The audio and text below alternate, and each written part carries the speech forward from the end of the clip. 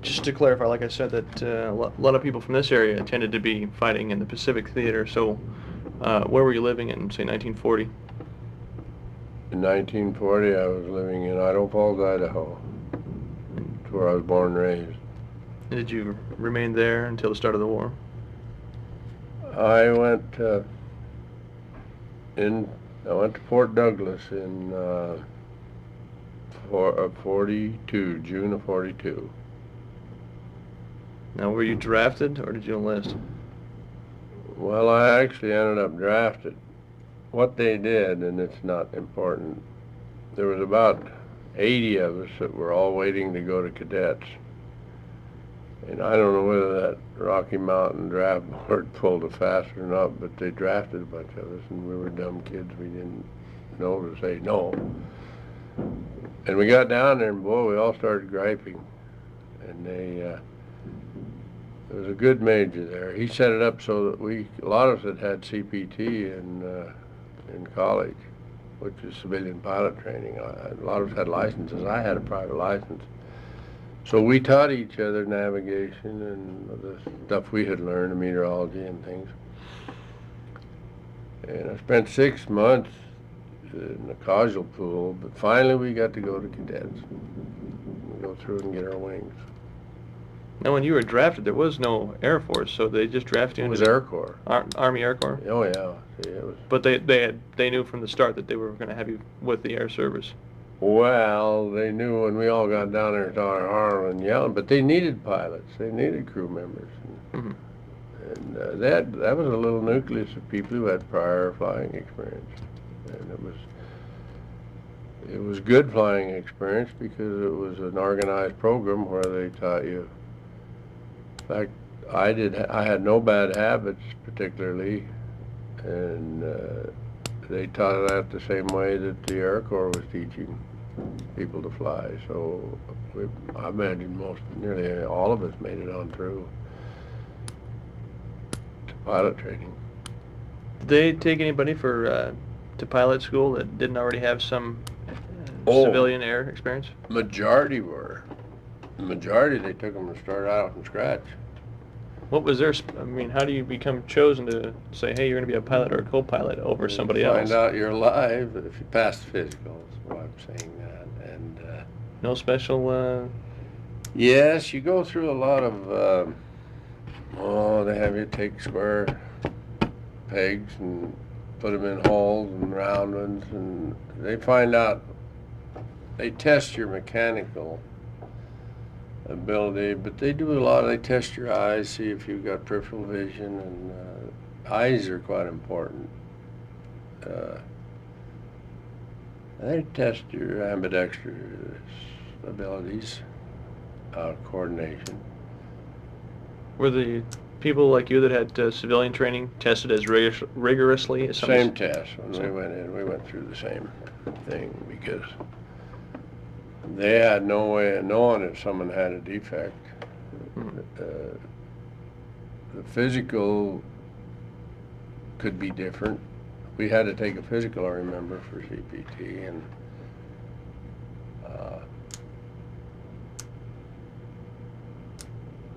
I can't think of anything but when we joined the big pool of people down in Santa Ana, then they started classifying people. Some be pilots, some be bombardiers, and some be navigators. Well, I think a lot of the navigators were people who had math and training along those lines, and they liked the pilots to have the math, well, the bombardiers as well, because you're dealing with what then was fairly complicated equipment, the bomb sight, and you had to have an ability to understand mechanical things to diagnose your engines and your noises and your things that could be wrong with an aircraft. And so it's like any screening thing. They still do it in the services. They take guys in, and then some they say, well, you're suited to do this kind of work. And of course, they're also filling their quotas. They made probably some of the best feasibly possible pilots were probably pulled off and put in a cook shack or somewhere. Although they used IQ for a lot of that job assignment too. I think they required people to have a certain minimum IQ to be able to simulate the mechanical workings of aircraft, and like your bombardiers, they had to be so that I've ran a bomb sight, and it takes a little bit of ability to coordinate, and they had charts and quite a bit of math backup for those guys. And of course the navigators, obviously, they had to be able to handle figures, and a lot of them would have been capable of being pilots. But they got those little niches they have to fill, and they filled them. I remember one amusing thing is that they always ask you, even though I was already into pilot training, that each place you went, they'd ask you which you preferred, pilot, navigator, bombardier, what order. And I always used to write down pilot, pilot, pilot. But they'd get angry at me. They'd say, "You've got to pick." And I said, "No, I haven't." I said, "I've got previous time, and if I don't make it as a pilot, I'll go carry a rifle. I'm not going to be behind some guy up at the front," which was a kind of an egotistical attitude on my part, I suppose. But they'd get quite upset. They'd say, "Well, you have to." And I said, "No, I can't do it. My arm won't do it." And I was an old guy then. I was 21. I had to be pretty independent. I started to understand some of the young people of today. They get their head set, and they don't change all that easy. Was your age about common for pilots, the pilots you were with? Older, younger? There were quite a few that were a few years older, but there are also some that were a year or two younger than I was. So that if they showed that they were capable in all the other fields, they didn't worry about maybe being a little immature because of their age? Well, there weren't too many younger than that. Percentage-wise, I'm sure there was quite a few of us that were that age, but I know the guy that became my co-pilot was 3 years older than I was, or 4, something like that. Had he had any previous flying? No. That's probably why he was the co-pilot. Well, he got in after I did too, and that made a difference. But and we ended up, we're still good friends. We still get together. And we don't write a lot of letters, but we Christmas cards and a couple of letters a year. And phone calls. I call him once in a while. Moving from Fort Douglas in 42 into your various stages of training, I'm curious on the how long at Douglas and then the next place and where that was. Well, I was 3 months at Fort Douglas, and then they moved us to Chico, California. It was an air base. It was a basic training air base, and we sit there and help them do various tasks like helping build swimming pools and doing it. Good training for pilots. Oh yeah. Well, it kept us in shape. Anyway, I was there about 3 months. And maybe it wasn't quite that long. Let's see, I went in June of 42, and I was assigned June, July, August, September, October. Better put a couple of months at each place, because I think we were at Santa Ana by November. This is the third base you'd been at? Mm-hmm. And Santa Ana was pre-flight for aviation cadets training. So we were there, and then we were assigned up at Santa Maria Air College to go to to go to primary flight training. When did you get sent there? Roughly. Well, we arrived there, I think the 3rd or 4th of December. I could get exact dates if I got digging around in my old papers, but I think an approximation's close enough. Yeah. And I remember that I had my first flight in a Stearman on the 13th of December of 42. 42.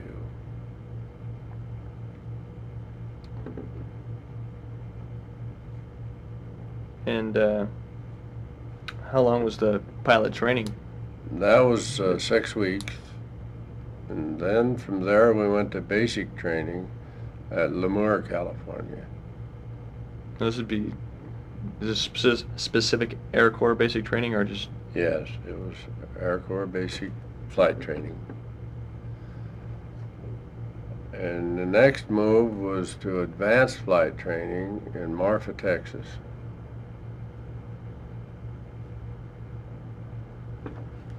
And we graduated from advanced on the, that other date should have been 1842 is when I went into service, because I graduated and was commissioned on the 22nd of that would be 43, in June of 43. So it's 42 up above. Yeah, June 18. Yeah. Then when he went in, and then June. And then June the 22nd of 1943, we were commissioned, received our wings, and were given our assignments. I was commissioned as second lieutenant. And then we were given our assignments, and I was some of the bunch that was picked to go to first pilot training at Hobbs, New Mexico on the B-17. What happened to if you weren't picked for that? Oh, you get assigned to co-pilots.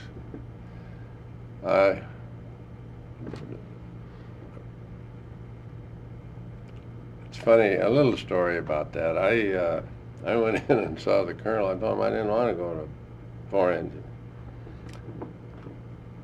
And he said, well, we need to fill these slots, and we feel you are capable of being a first pilot.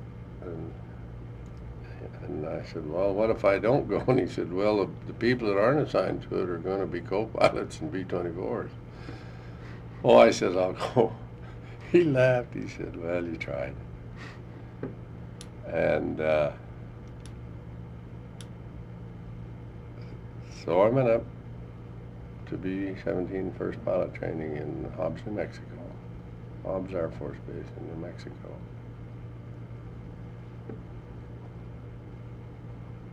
How long did first pilot training last?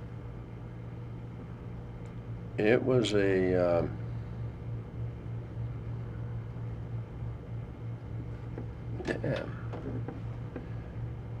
we went right up,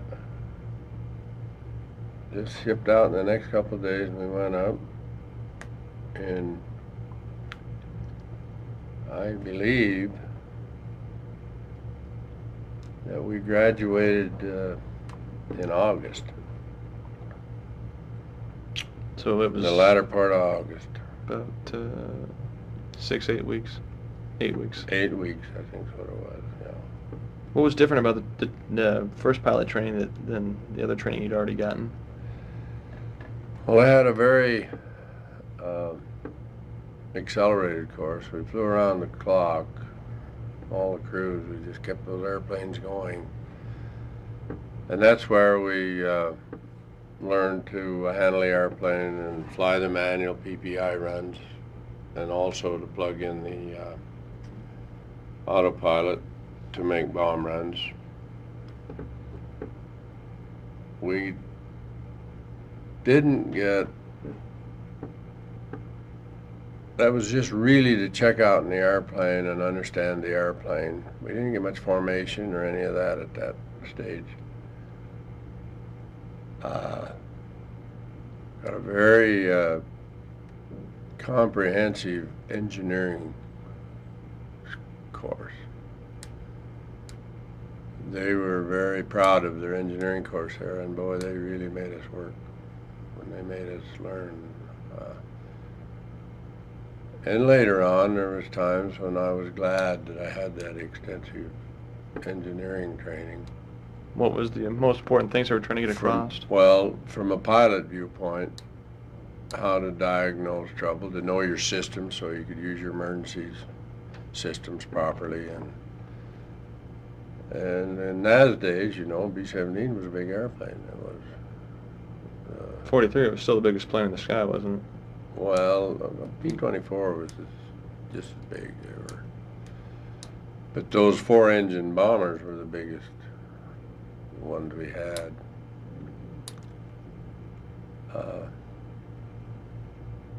When we left there was when I was shipped up to Ephrata to go to what they call first phase training. And we were there for a month. And the weather got bad. When October hit, man, the weather got bad, and they said they moved the whole 395th Bomb Group down to Ardmore, Oklahoma. And we finished our training up down there. What was this first phase training?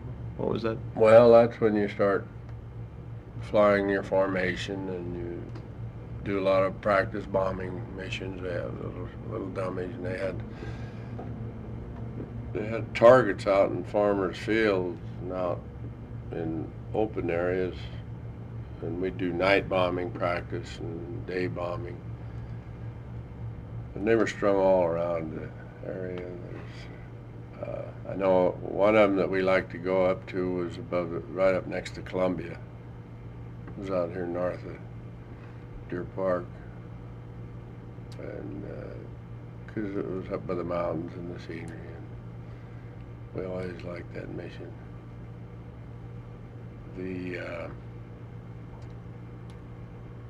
That's when you get your crews all assigned together, and you train together as a crew. And then as you go down, when we went down to Ardmore, things pick up a little. We started making the big 21 ship formations, taking off, and 21 ships taking off and joining up and coming back over the field. And then we would fly routes like you would fly missions. And we would have camera bombing. And we would return to the base, and then after every mission, they critiqued what everybody did. If you made a mistake or somebody spotted it, you could critique it. You could say, well, gee, you got out of line there a little, you almost hit me, and you could bring these things all out. And that continued on through to the bomb group that I ended up in, to where you could get up and ask a question, or you were given a chance to explain why you did something if you did make a mistake. And I believe that that policy helped us to learn the parameters of what our job was more rapidly than if you have this, oh, well, you don't want to hurt anybody's feelings, because hell, your life's hanging out there on a lot of those things. And no one seemed to object to it. I think we learned how to cooperate in a way. Each pilot, thought he's the best, and each crew. But you had to learn that there were just certain things rules you had to follow, or you could have a mid-air. Then when you add getting overseas and having them shoot at you, that adds a little more excitement, a little more stress. Just jumping ahead a bit, but when they're on a bomb run, about how far apart are the actual bombers themselves, physically? Well, we had our group was very strict And when you got on the bomb run, you stayed in formation and you held the right position because they did pattern bombing. We had 21 ships. We had 6 ships in the low, 6 in the lead, and 9 in the high, stacked up. The others stacked down. The second elements, 3 in an element, 3-3, 3-3, and then 3, 3 is 6, and 3 is 9.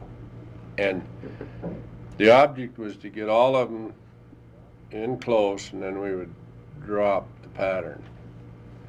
Because from 5 to 6 miles up, it's if that airplane, if you bomb singly and an airplane lurches a little or the wind's stronger,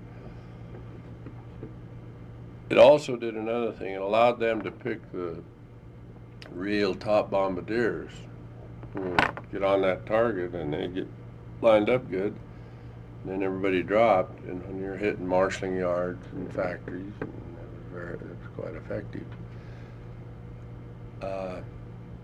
As I remember, you were stacked down. You stacked down so that the second element lead could move over back and forth if fighters come in.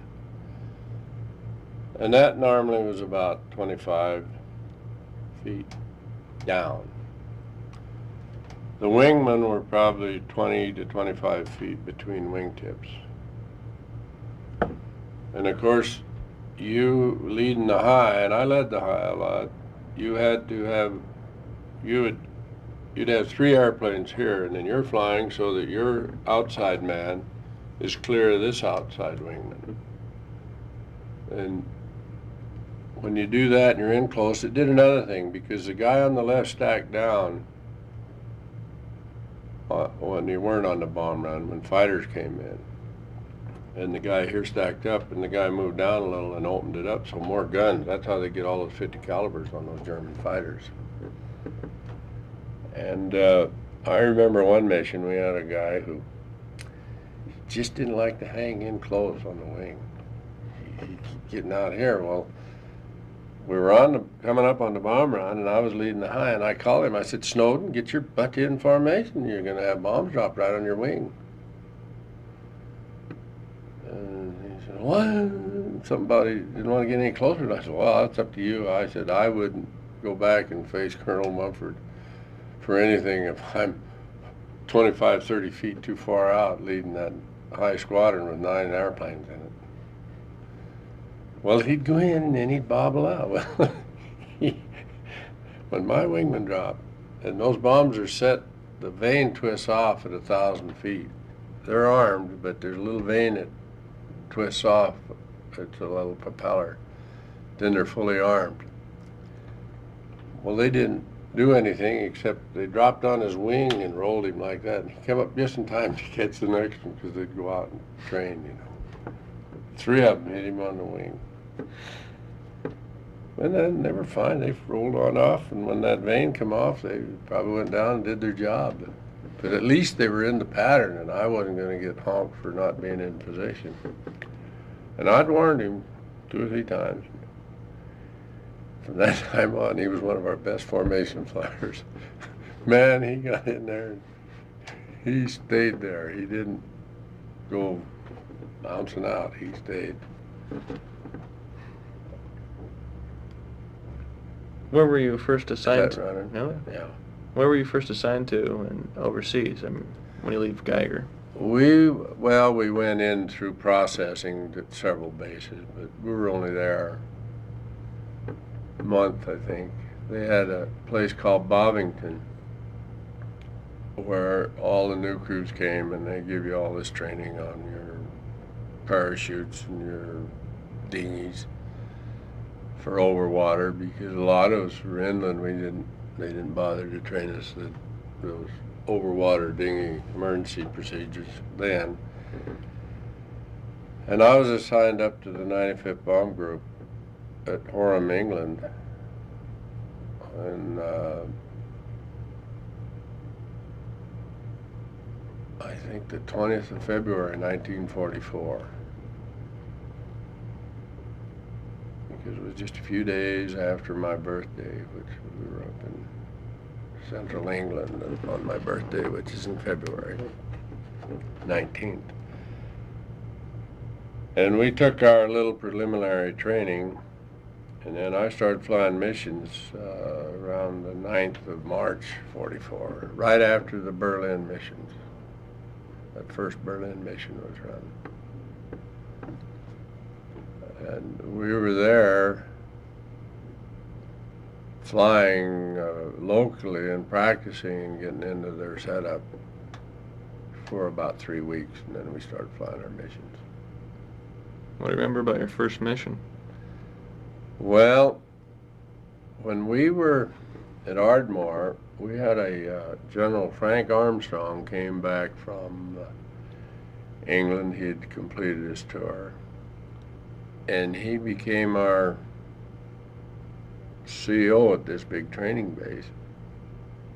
And he had us practicing the same formation that they flew in England. And 2nd Air Force had another thing. They flew flat, and they didn't do through all this coming back and being over the field, formed up and ready to go. And I think later on I heard he got his butt chewed because he deviated from the training thing. But he felt that we were going to England. They knew it, and they felt all the more he could give us, the better our chances would be when we got there. And to my mind, it turned out that way because they usually gave you a buddy ride. Well, I'd been scheduled for a buddy ride, and the weather had been bad, and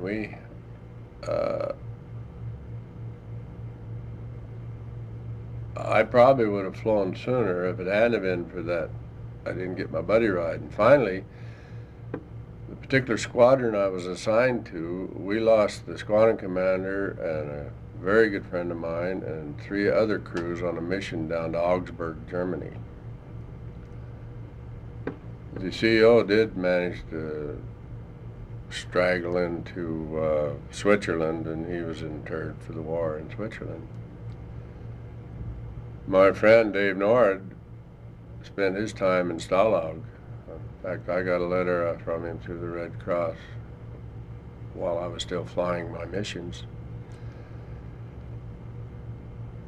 So the next day, they came to me, and the squadron ops officer, Sammy Hook, he said, Scotty, he says, we need crews, and he said, would you have an objection to flying your first mission and foregoing your buddy ride? And I think I laughed and told him, yeah, I think I'd prefer it. Because what would that happen, they would assign me a different co-pilot. And I was happy with John, and I figured, hell, we'll go together. And so I flew my first mission, and it was in Augsburg. It's when they were concentrating, hitting aircraft factories and fields and around Augsburg and Munich, which are in pretty close to Switzerland. Remember the specific date? I'm gonna have to look it up.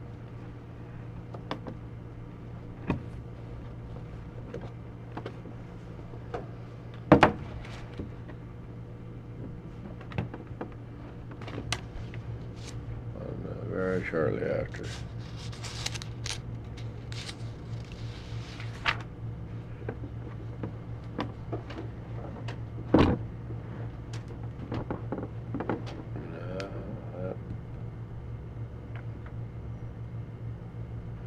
No, I should be back here.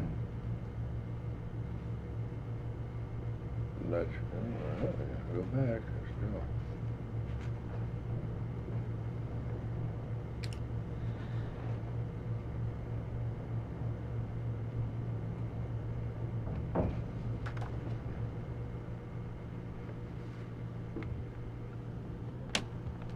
There's a mistake in this thing. It wasn't Augsburg, it was Lensfield. I hope this isn't too much bothering you. Lechfield, Germany on March the 18th. And that probably was our target, which I think is down by Augsburg.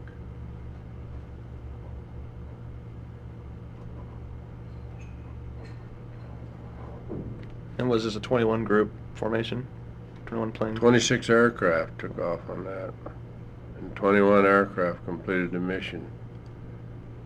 2 aircraft were battle damaged. The following crews were on this mission: G.H. Newson, Hagenbaugh, Hyatt, Brown, Campbell, Henderson, Gussett, Crutchfield, Baumgartner, Hubbs, Reese, Seeger, Harris, Brink, Dean, Wood, L.W. Scott, Stern, Westmeyer, D.D. Miles, F.A. McLean, Lintelman, and C.S. McCall.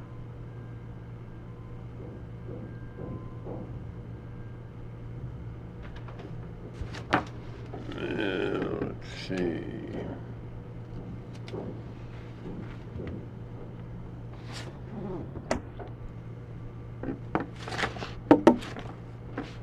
Now what do we need to do? Just curious what you remember about those first couple of missions. Here you are pretty green at this, especially under fire. On that first mission,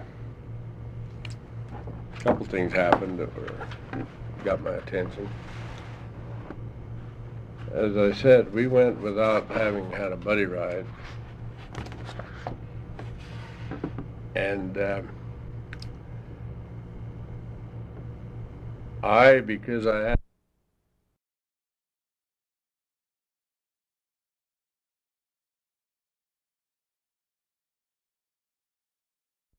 5 and 6 position in the low squadron. So you're down here and you can thrash around and you don't bother anybody if you're not up to speed yet. Well, the first thing that I remembered happening was that on the bomb run, prior to the bomb run, fighters hit us. And we lost a few airplanes out of there.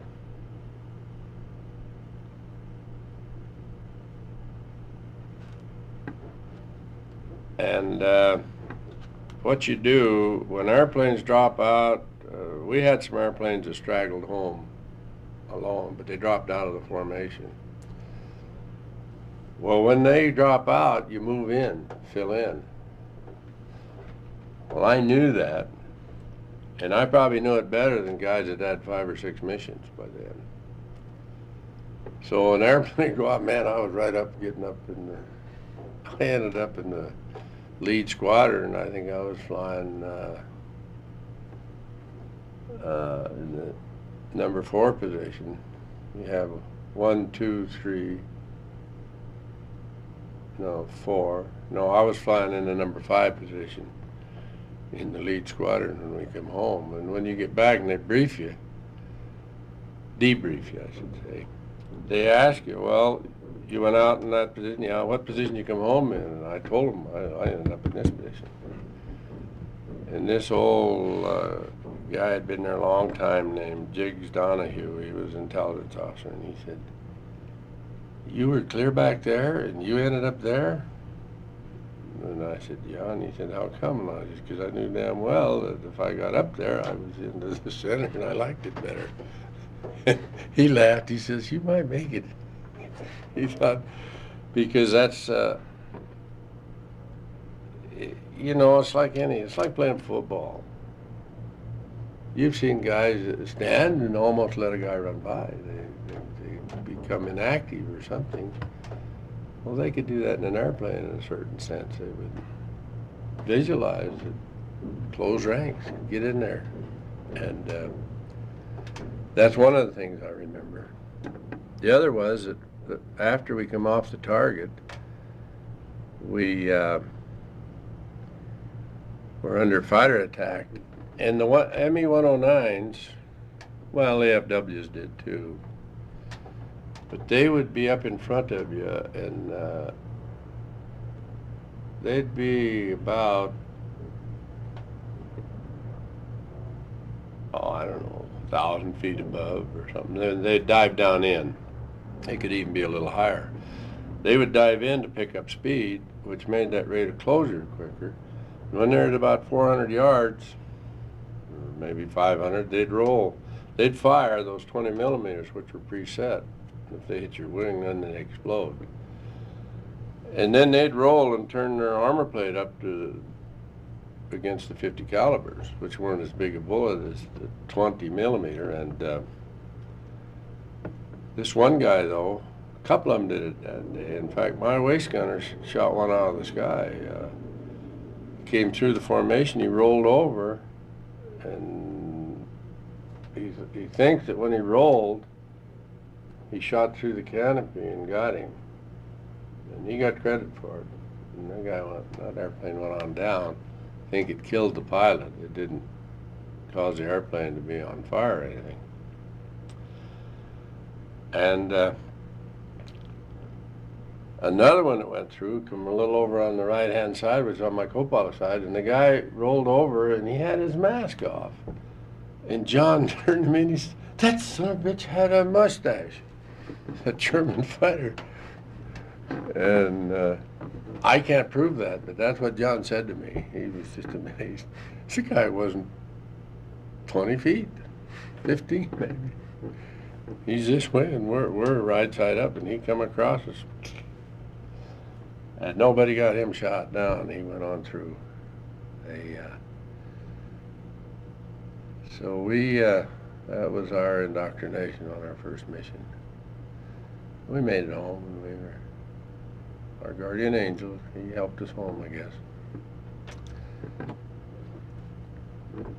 How many days between missions? I mean, they normally try and give the pilots and the crews a rest, or was it pretty much one that picked up? Well, yes, I happened to hit there at a time when they were picking up the tempo, and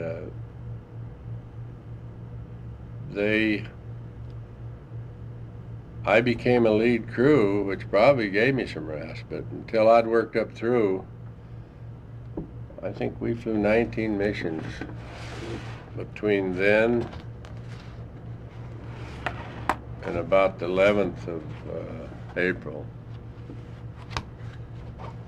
So pretty much every day. So and a lot of them are long missions, deep penetrations. I made several trips to Berlin. We went to Poland. We made several trips back down to Augsburg and Munich, which were a long trip. Where was the heaviest resistance encountered? Berlin? Yeah, in that corridor going into Berlin. Like we went to Brunswick, which is this side of Berlin, towards England. In fact, we were on one Berlin mission later on that we took a flak hit in a number 2 engine, and it took out the standpipe for the feathering pump. So we had no oil and we couldn't feather the prop. Well, it's like a big hand. It reached out and grabbed you. You just slow right down. I had a couple of wingmen. They said, "Pick it up, you're getting too slow." And my engineer was shooting the yellow flare. And I asked him, I said, "You know what that yellow flare's for, don't you?" "Well, yeah." And I said, "Well, go get in that damn formation." And they went off and left us. We're sitting up there. And Colonel Mumford had put a radio scanning equipment in the airplane and sent this guy along, and he knew German, and he could listen to when they sent fighters up, and he could tell them, and that's how they determined where the Germans had their fighters, because he could intercept their calls for takeoff and landing. And he could even hear them sometimes when the anti-aircraft groups on the ground the Germans had would, even at times, they would tell they'd say, "Well, we're ready to fire, you guys get off," and then they'd fire at us with the ACAC if we were in range. And this guy was pretty good at it. And I remember that morning I said, why do I have to haul every Tom, Dick, and Harry that comes from the States? And I never will forget, Colonel Mumford said, damn it, Scott, if we didn't think you had at least enough sense to get them back here, we wouldn't send them with you. He chomped me pretty good. And so after we're all by ourselves, the Air Force is all getting further and further away, he told me, he said, well, they're sending fighters up. Well, there was a cloud deck at about 18,000 feet, and then we're just sitting there in that engine, just sitting there holding us back. We were praying that it would twist off, because I've seen that. They've had airplanes where the prop twisted off, and with 3 engines, you could catch up and come home. So I'd get down in the soup, and then he'd tell me, he said, well, they've run out of gas, and they've let them go back. And of course, we're making about 120 miles an hour. That's as fast as I could go, and I'm trying to figure out my gas range, at least get to the channel and ditch. And then when we were over Holland, we did this all the way across. And when we were over Holland, a P-47 picked us up. And in those days, that's before they transferred all the P-47s over to 9th Air Force. So we didn't have much P-51 escort at that time. So he escorted us to the Finger Islands, which were right on the coast in Holland. And I got my navigator. I says, you got to take it straight in, and we got to hope we got enough fuel. And it all worked out good. We had to go through a cloud deck. We lowered down, and there the field was. And I just went on in, and we didn't even have enough gas to taxi on in. Ran out of gas.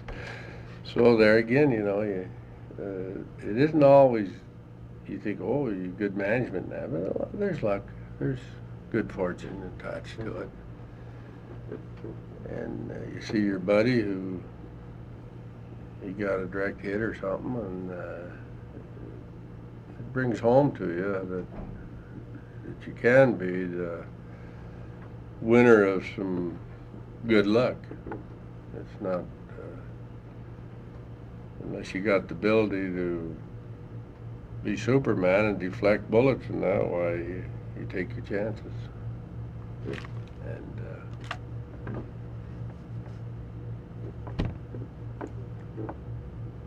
And we had a lot of tough missions. We didn't.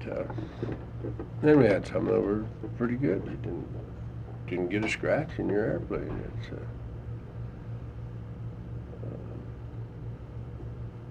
well, what was the rate of? You say you did 19 missions in about the first 24, 25 days. Yeah. After that, well, then they slowed down for me because I became group lead, and in a group lead, you fly, and you have a senior officer with you. He is in charge of the whole flight, and you're in charge of your airplane in conjunction with him. But you're picked because you have the training or the ability to take the worry off of him. If he's got to sit there and worry about helping you learn to fly, that's not going to help that senior officer. And I don't know, at first my co-pilot kind of didn't like it because he would end up sometimes being in the back and looking the formation over and telling the lead guy. And that way we could keep track. If somebody was straggling, we could tell him, hey, you better get up in formation. Those Germans will pick you off. Because sometimes, you see, as these formations were getting larger and larger, it would be the 95th responsibility to lead the whole Air Force on a given day. Then on another given day, it would be another division would be leading the Air Force. But you had,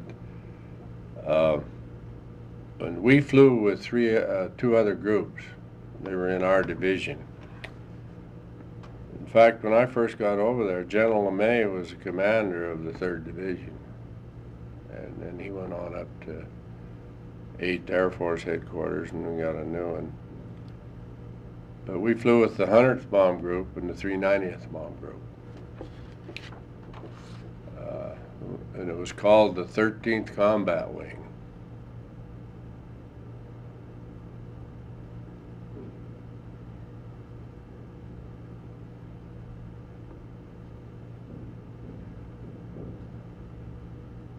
So what was the rate of missions you were on when you became lead?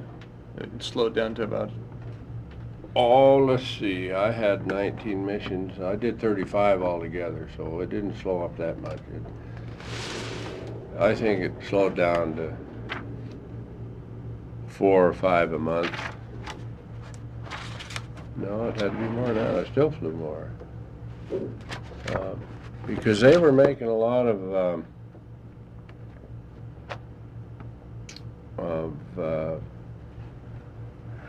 all-out efforts. Max, we had a lot of days when we had Max aircraft, B-17s and B-24s up. Let's take a quick look here at, because I started flying then, and my last mission was the 19th of July. I had 35 missions. In 44. In 44. And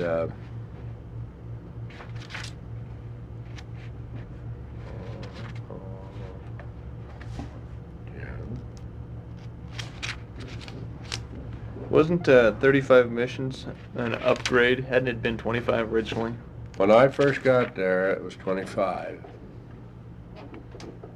And then I became lead crew and my mission slowed down. And they raised it to 30. And towards the tail end, they raised them again, and I ended up flying 35. Normally a lead crew got to stop at that time at 33, but Colonel and I didn't see eye to eye on something, and I got to do 2 more missions. And I probably deserved it. They had stopped letting them buzz the field when you finished your missions. And I came back from the Russia shuttle run, and I had 31 missions. I thought I was done, or 32 missions. I thought I was done. And I buzzed the field. You man in hell. I said, well, when I come over here, we could do it. And it doesn't matter. He said, you're going to fly. He was mad. He says, you're going to fly 35 missions. I said, I'll fly them, then I'll come buzz it again. He said, you better not. I flew them and I buzzed it. And he got even with me. He kept me there as a group training officer. Give SOP and tactics lectures to all the new crews. But he kept trying to get me to fly a second tour, but I told him, I said, no, I'll rest a while. I just, not that much of a hero, sir. And he'd push, and I'd say, well, if you start flying them after you get 35, I'll be right on your wing, Colonel. He finally sent me home. He figured out I wasn't gonna. I don't know. I got. What the hell? I thought I had another book. Do we want to get a schedule of? I don't think we need For instance, in July, I flew 4 missions. And that was my last mission. And that was 4 by the 19th as well. Yes. And then, of course, here was 3 missions. And these are 1, 2, 3, 4, 5, 6, 7, 8, 9, 10-day periods. So in this 10-day, I flew 4 missions. I flew 3 in this 10-day. And in this one, there's 1, 2, 3. So it looks like I was flying after after about April, it looked like I was flying 3 and 4 missions per month.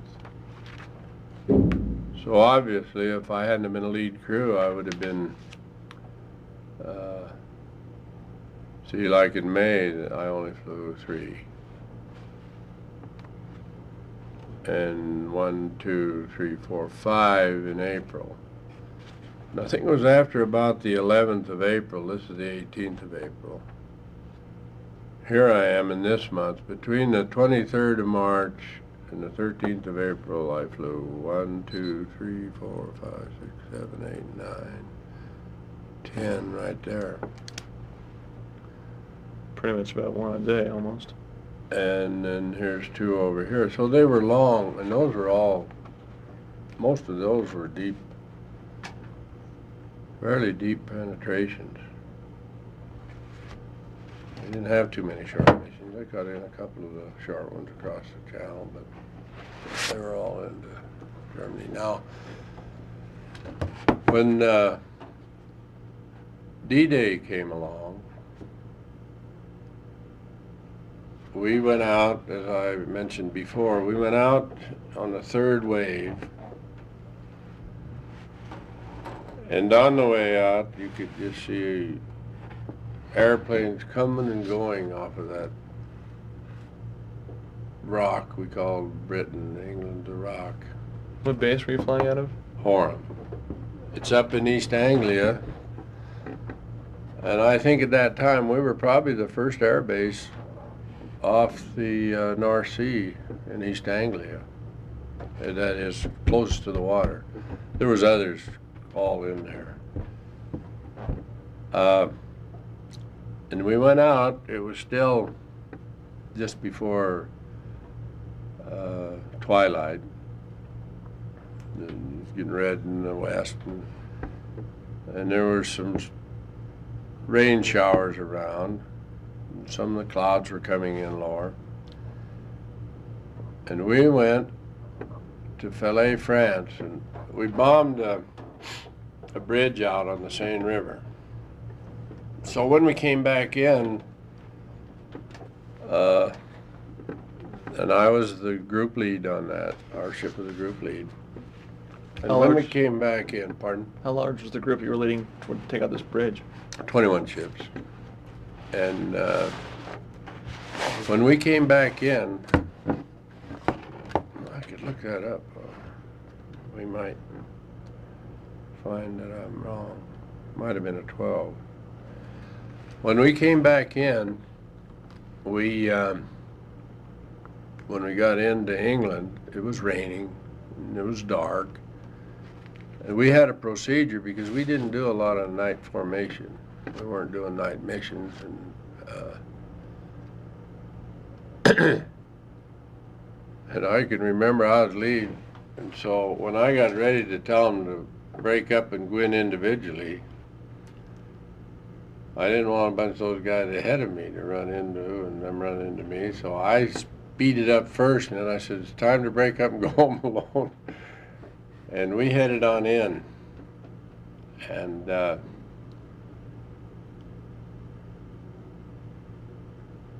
everybody got back except I think we lost 2 airplanes on the mission, if I remember right. What do you remember about the German resistance? It's pretty common conjecture that the Luftwaffe was in pretty bad shape by the time D-Day rolls around. Yes.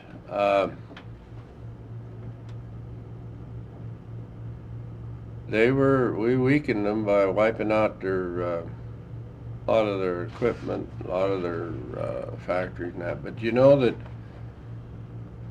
the thing that really beat Germany, believe it or not, and this is not my say, so I've read it from German people.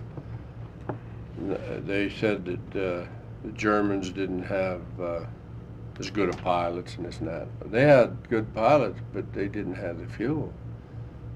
And they had less good pilots because they didn't have enough fuel to train those pilots. They had to push everything to the front to try to still win. And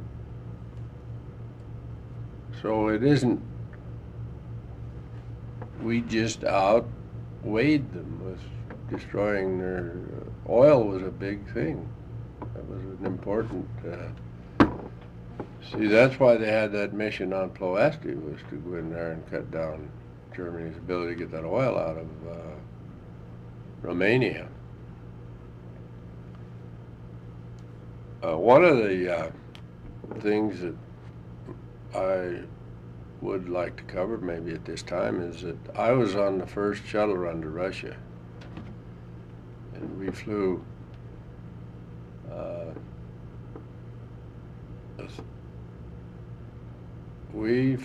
to Ruland, just north of Berlin, and bombed, and then we cut right over for Russia. We went right past Warsaw, and when we were coming up on Warsaw, it was when the German fighters hit us. That also happened to be right when the P-51s were getting there and they dropped and their belly tanks were empty.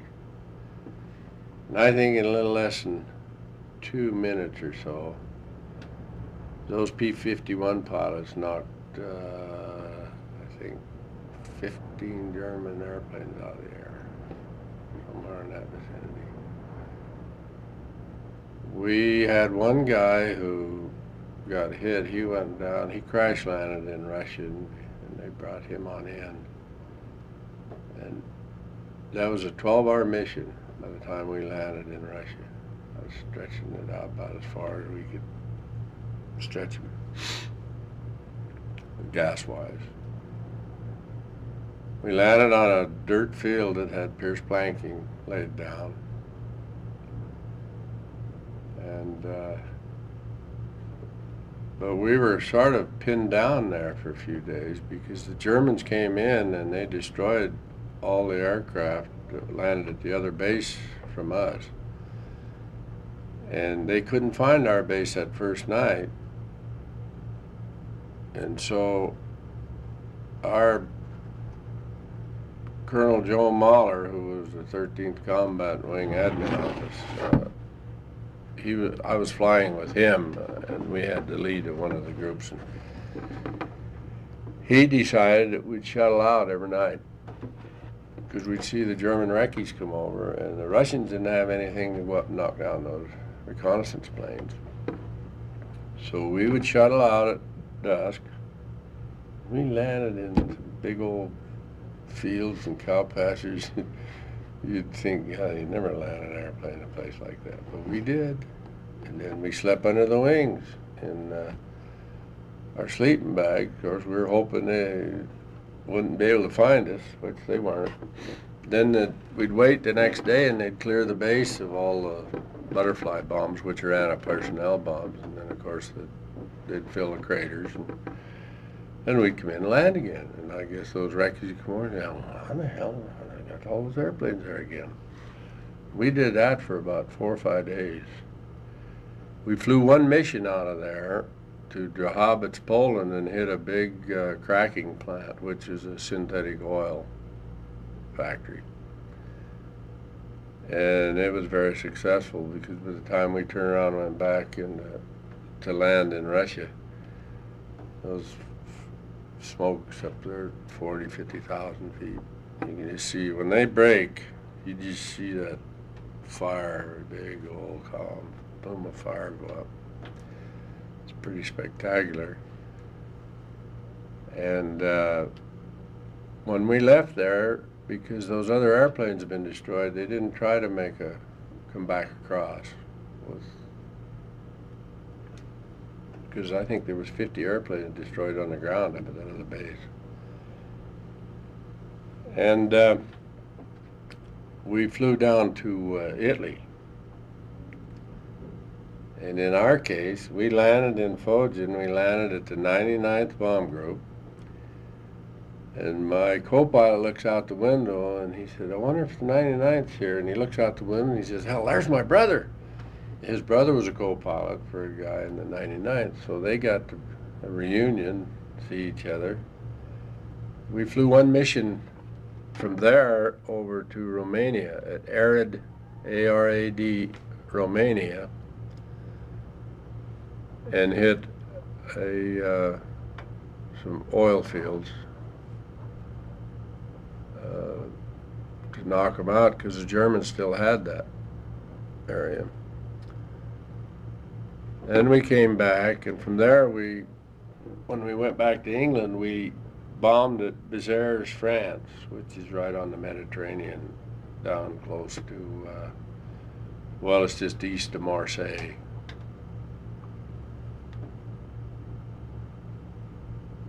And that's when I got home, and I thought I was down in that battlefield, and I got to do my other missions. So this is pretty much late June and till the end of June, maybe first part of July. The Russia shuttle run was, I think it was in late June.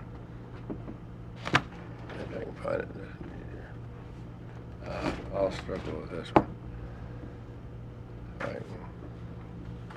And what kind of contact did you have with the Russians while you were there?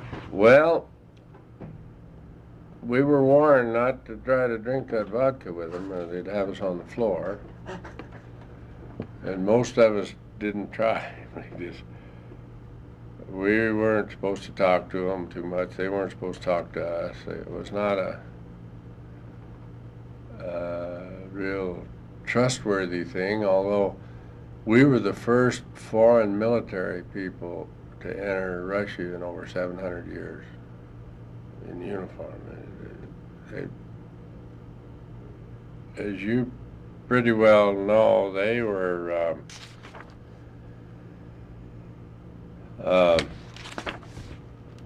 they're pretty gun shy after the 300 years occupation by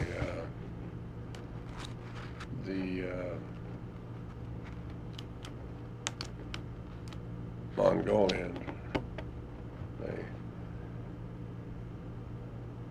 But it was very the area we landed in was had been fought back and forth between the Germans and the Russians. It was out in the steppes, and one of the things I remember that they raised a lot of potatoes and wheat and things, and every morning real early all these young girls and young guys would march out and work in the fields, and they'd be coming back in at dark, and I think by orders they'd be singing when they went out and when they come back. And it was kind of a heart-wrenching thing to see, because